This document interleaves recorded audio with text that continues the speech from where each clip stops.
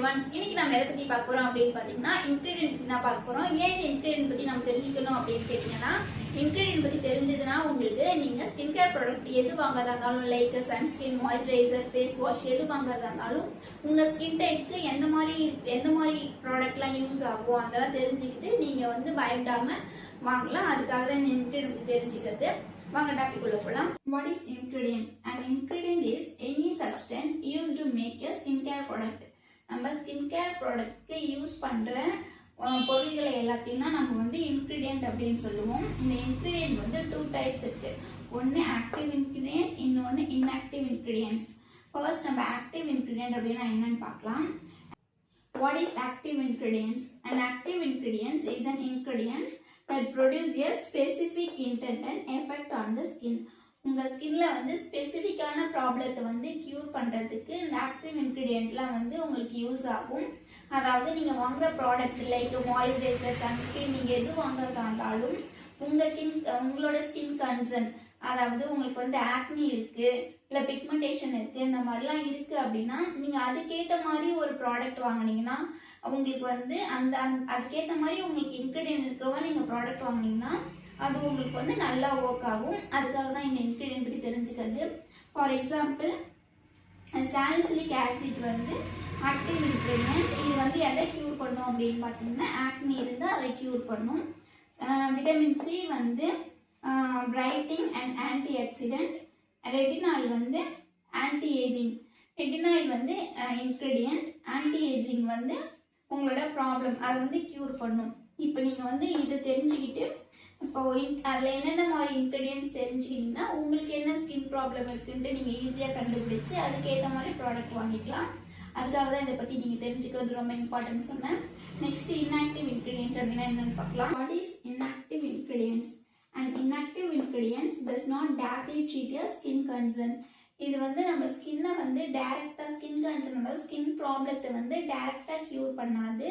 இது என்ன பண்ணும் அப்படின்னு பார்த்தீங்கன்னா instead it helps to product remain stable, safe, effective, long lasting.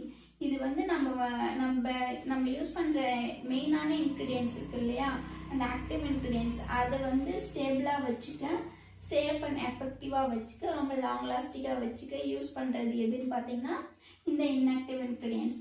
For எக்ஸாம்பிளுக்கு பார்க்கணும் அப்படின்னா இப்போ நீங்கள் ஒரு பால் பேக்கெட் வாங்குறீங்க அப்படின்னா அது வந்து மெயினான இன்க்ரீடியன்ட்ஸ், அது கெட்டு போகாமல் இருக்க ஒரு இன்க்ரீடியன்ட்ஸில் சேர்ப்பாங்கல்ல, அதுதான் இன்ஆக்டிவ் இன்க்ரீடியன்ட்ஸ். அந்த மாதிரி தான் இதில் மெயின் இன்க்ரீடியன்ட்ஸ் வந்து அந்த சாலிசிலிக் ஆசிட், விட்டமின் சி இதெல்லாம் மெயின் இன்க்ரீடியன்ட்ஸ். இன்ஆக்டிவ் இன்க்ரீடியன்ட்ஸ்னால் water, glycerin, carbomer, sodium hydroxide இதெல்லாம் வந்து இன்ஆக்டிவ் இன்க்ரீடியன்ட்ஸ். இதை வந்து எப்படி ஒரு கலவையாக சேர்ப்பாங்க, இதை எப்படி ஒரு ப்ராடக்டாக யூஸ் பண்ணுவாங்க அப்படின்னு பார்த்தீங்கன்னா விட்டமின் சி சீரத்தில் வந்து ஆஸ்கோபெரிக் ஆசிட், விட்டமின் சி அதுதான் வந்து ஆக்டிவ் இன்க்ரீடியன்ட்ஸ். இன்ஆக்டிவ் இன்க்ரீடியன்ட்ஸ் வந்து அதில் வாட்டர், கிளிசரின், கார்போமேர் இதெல்லாம் வந்து இன்ஆக்டிவ் இன்க்ரீடியன்ட்ஸ். ஏன் இதில் வந்து மெயினான இன்க்ரீடியன்ட்ஸ் மட்டும் சேர்த்துட்டு இதெல்லாம் சேர்க்காம விட்டுறலாம் இல்லையா அப்படின்னு நீங்கள் கேட்கலாம். ஏன் அது சேர்க்குறாங்க அப்படின்னா மெயினான இன்க்ரீடியன்ட்ஸ் அதாவது ஆக்டிவ் இன்க்ரீடியன்ட்ஸ் மட்டும் நம்ம சேர்த்தாங்க அப்படின்னா அதில் வந்து சம்டைம்ஸ் அது வந்து ஸ்டேபிளாக இல்லாமல் இருக்கலாம், நம்மளுக்கு வந்து அது லாங் லாஸ்டிங் தராமல் இருக்கலாம், அது ரொம்ப நாள் சீக்கிரமாக கெட்டு போகிற தன்மையாக கூட இருக்கலாம். அது வந்து அவ்வளோ நாள் சீக்கிரமாக கெட்டு போகக்கூடாது, நம்மளுக்கு வந்து சேஃபாக இருக்கணும் அப்படின்ற காரணத்தினால்தான் இந்த இன்ஆக்டிவ் இன்க்ரீடியன்ட்ஸ் வந்து சேர்க்குறாங்க. அவ்வளோதாங்க, இதுதாங்க ஆக்டிவ் இன்க்ரீடியன்ட்ஸ்க்கும் இன்ஆக்டிவ் இன்க்ரீடியன்ட்ஸ்க்கும் இருக்க டிஃப்ரெண்ட்டு. இந்த கிளாஸ் உங்களுக்கு புரிஞ்சிருக்குன்னு நம்புகிறேன். இந்த கிளாஸ்லேருந்து நான் ஒரு கொஷின் கேட்குறேன், இந்த கொஷினுக்கான ஆன்சர் வந்து கமெண்ட்டில் சொல்லுங்கள். அது என்ன கொஷின் அப்படின்னு பார்த்தீங்கன்னா ஆக்டிவ் இன்க்ரீடியன்ட்ஸ்லேருந்து ஏதாவது ஒரு இன்க்ரீடியன்ட்ஸ் நேம் வந்து நம்ம கமெண்ட்டில் சொல்லுங்கள். இந்த கிளாஸ் உங்களுக்கு புரிஞ்சிருக்குன்னு நினைக்கிறேன். நெக்ஸ்ட் கிளாஸில் நம்ம இன்க்ரீடியன்ட்ஸை வந்து நம்ம எப்படி ஃபைண்ட் அவுட் பண்ணலாம், அதில் என்ன மாதிரி இன்க்ரீடியன்ட்ஸ்லாம் அதிகமாக சேர்க்குறாங்க, என்ன மாதிரி இன்க்ரீடியன்ட்ஸ்லாம் கம்மியாக சேர்க்குறாங்கன்றதை எப்படி கண்டுபிடிக்குதுன்னு சொல்கிறேன். ஏன்னா ஸ்கின் கேர் ப்ராடக்ட்டில் வந்து அவ்வளோவா அதை மென்ஷன் பண்ண மாட்டாங்க, இவ்வளோ சேர்க்குறோம் இவ்வளோ குறைக்கிறோம் அப்படின்ட்டு. அதை எப்படி கண்டுபிடிக்கலாம் அப்படின்றத நெக்ஸ்ட் கிளாஸில் நான் சொல்கிறேன். இந்த மாதிரி டாப்பிக்கில் உங்களுக்கு வீடியோலாம் வேணும் அப்படின்னா நம்ம சேனலை சப்ஸ்கிரைப் பண்ணி லைக் பண்ணுங்கள். அப்போ தான் நான் போடுற வீடியோ வந்து உங்களுக்கு உடனே நோட்டிஃபிகேஷனில் காட்டும். தேங்க்யூ.